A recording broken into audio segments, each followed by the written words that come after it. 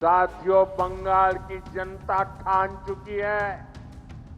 यहां के लोग टीएमसी की निर्मम सरकार को सबक सिखाने वाले हैं।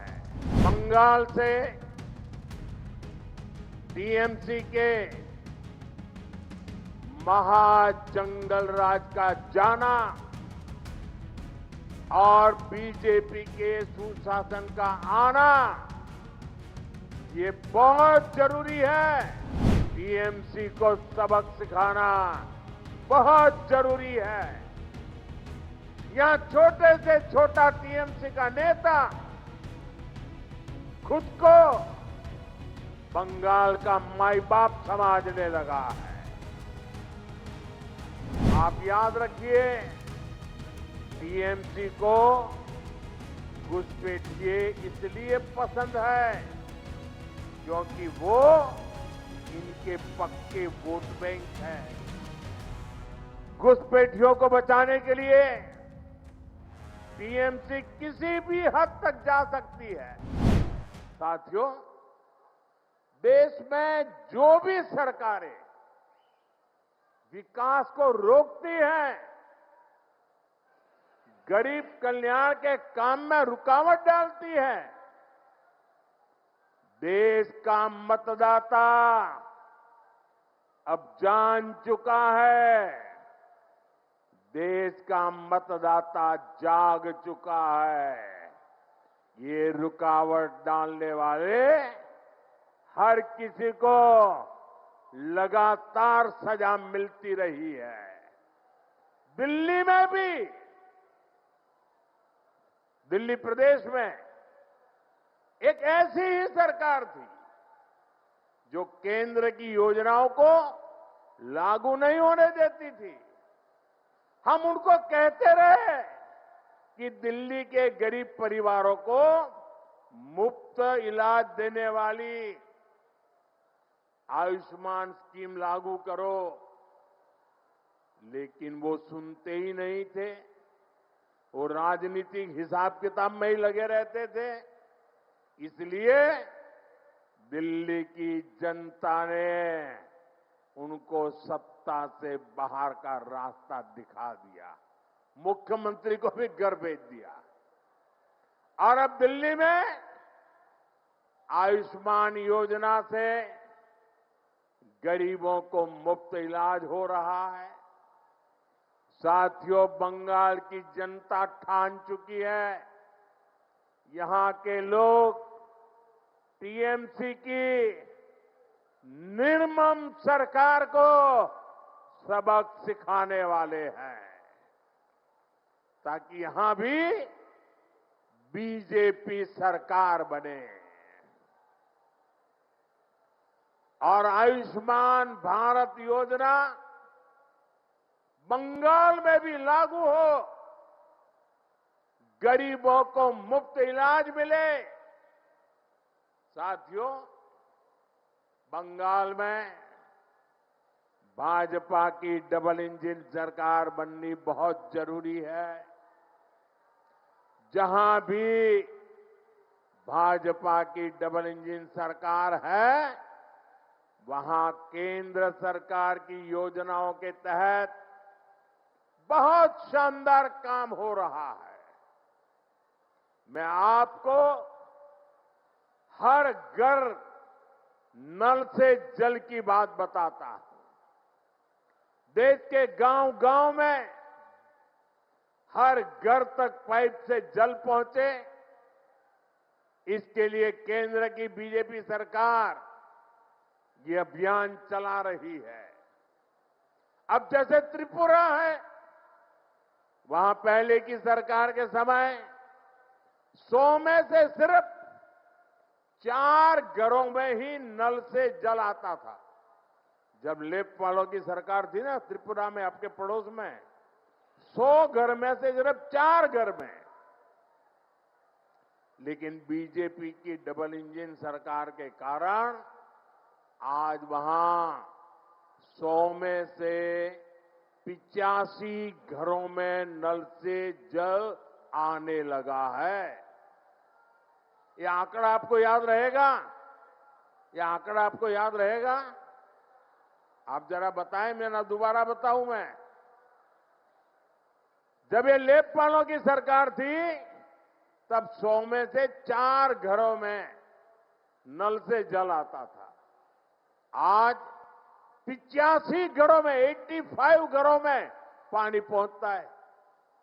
साथियों, आज भी बंगाल में आधी आबादी ऐसी है जिनके यहां नल से जल नहीं आता। अगर त्रिपुरा में बीजेपी ना आती तो वहां आज भी वैसा ही हाल होता। बंगाल में बीजेपी आएगी तो यहां हाल बदलेगा। हमारी माताओं बहनों को, हमारी बेटियों को पानी लाने के लिए कितनी परेशानी होती है। भाजपा सरकार इस परेशानी से आपको मुक्ति दिलाकर रहेगी और ये मोदी की गारंटी है। साथियों, बंगाल से टीएमसी के महाजंगल राज का जाना और बीजेपी के सुशासन का आना, ये बहुत जरूरी है। इसके लिए ईश्वर चंद्र विद्यासागर जी के बताए रास्ते पर चलना होगा। उन्होंने नारी शक्ति और युवा शक्ति को परिवर्तन का माध्यम बनाया था। अब बंगाल की बहनों बेटियों को, यहां के नौजवानों को अपनी आवाज बुलंद करनी होगी। टीएमसी के राज में बेटियां भी सुरक्षित नहीं है और शिक्षा व्यवस्था भी, यहां की शिक्षा व्यवस्था भी माफिया और भ्रष्टाचारियों के कब्जे में है। इसलिए मैं पश्चिम बंगाल की माताओं बहनों से भी एक आग्रह करना चाहता हूं। आपके बेटे बेटियों को तब तक अच्छी शिक्षा और अच्छी नौकरी नहीं मिलेगी जब तक यहां टीएमसी के पास सत्ता की ताकत रहेगी। इसलिए आपको आने वाले विधानसभा चुनाव में भाजपा को वोट देना है। भाजपा को आपका एक वोट पक्का करेगा कि हां, कॉलेजों में बलात्कार, रेप और हिंसा की घटनाओं पर लगाम लगे। भाजपा को आपका एक वोट पक्का करेगा कि बंगाल में फिर से संदेश खाली जैसी घटना न हो। भाजपा को आपका एक वोट इस बात को पक्का करेगा कि फिर से बंगाल में हजारों शिक्षक अपनी नौकरी नहीं खोए। साथियों, टीएमसी को सबक सिखाना बहुत जरूरी है। यहां छोटे से छोटा टीएमसी का नेता खुद को बंगाल का माई बाप समझने लगा है। हुगली को तो इन्होंने शिक्षक भर्ती घोटाले के लिए बदनाम किया है। बीजेपी युवाओं को लूटने वालों को जरूर सजा दिलाएगी।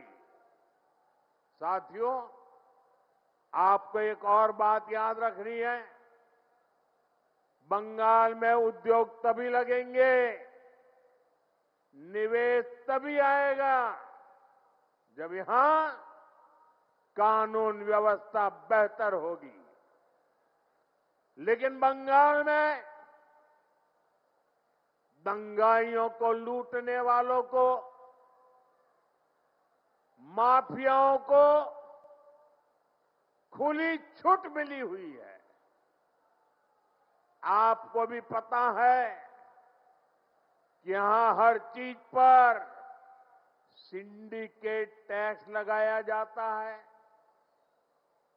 इस सिंडिकेट टैक्स को, इस माफियावाद को भाजपा सरकार ही खत्म करेगी, और ये भी मोदी की गारंटी है।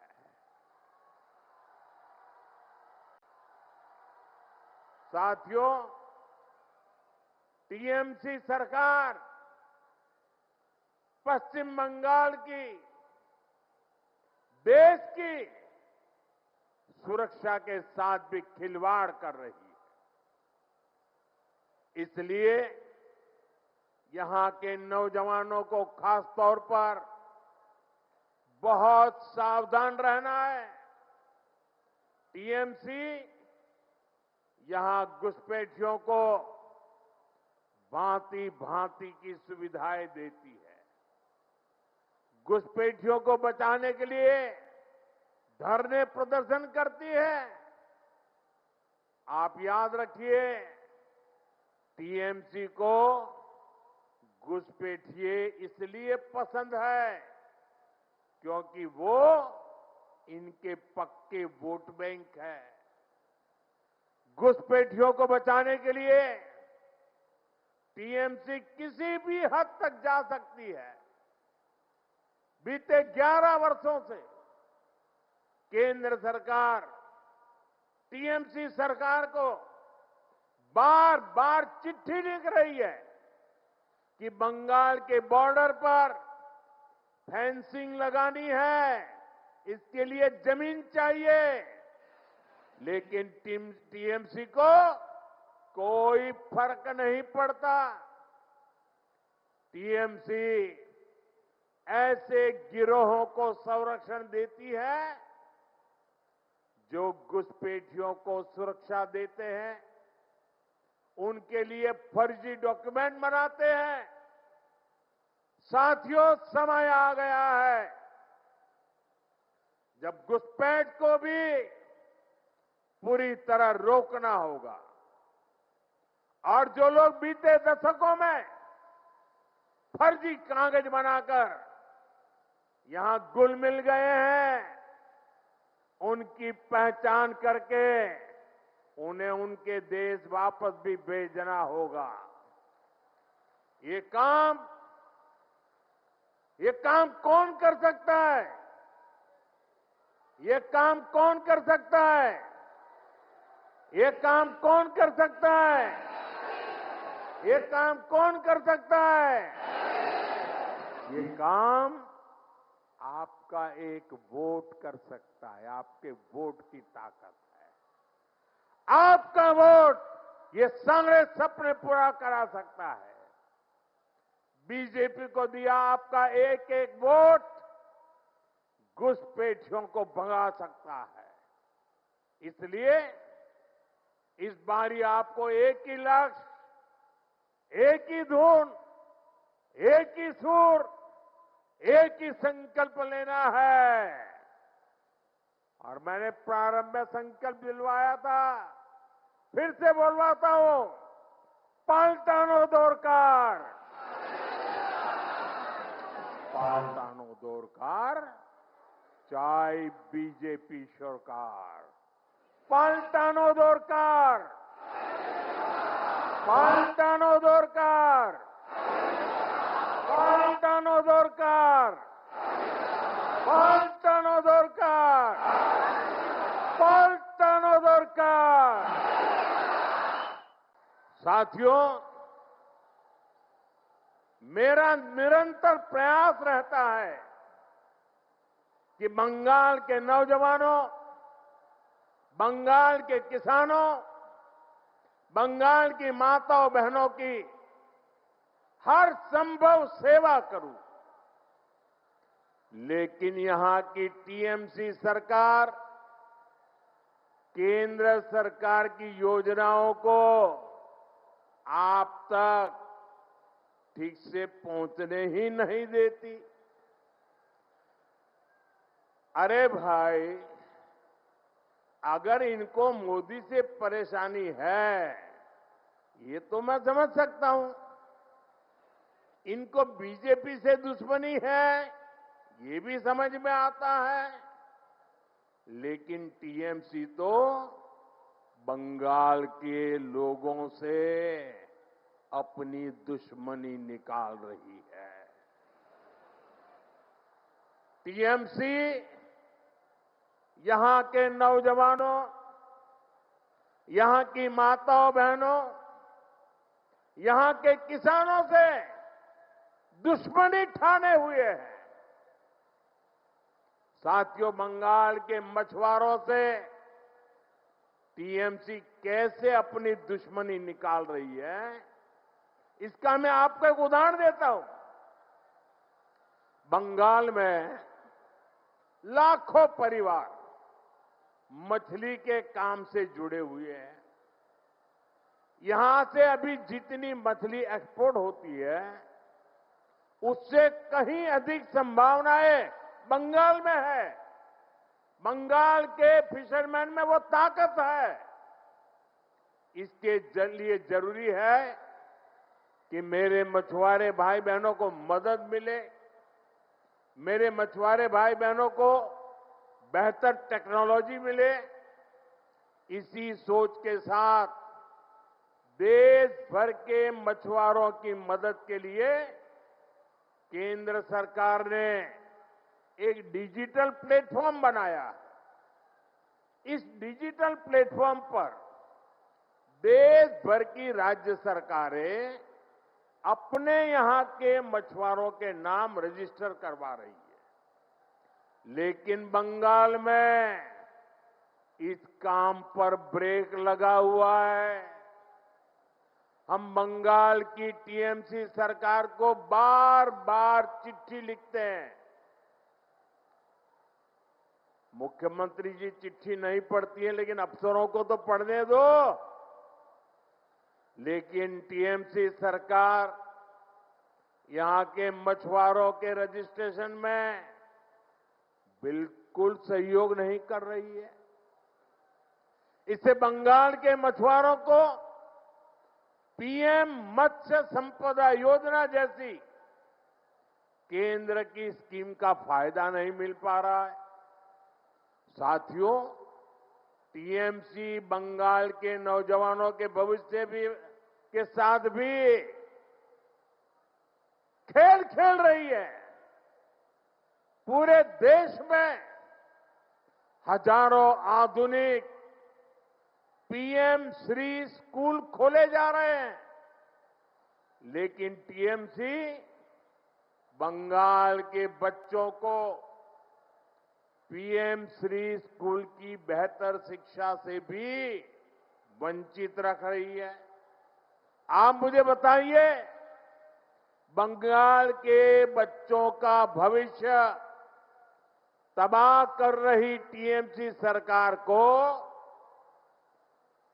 जाना चाहिए कि नहीं जाना चाहिए?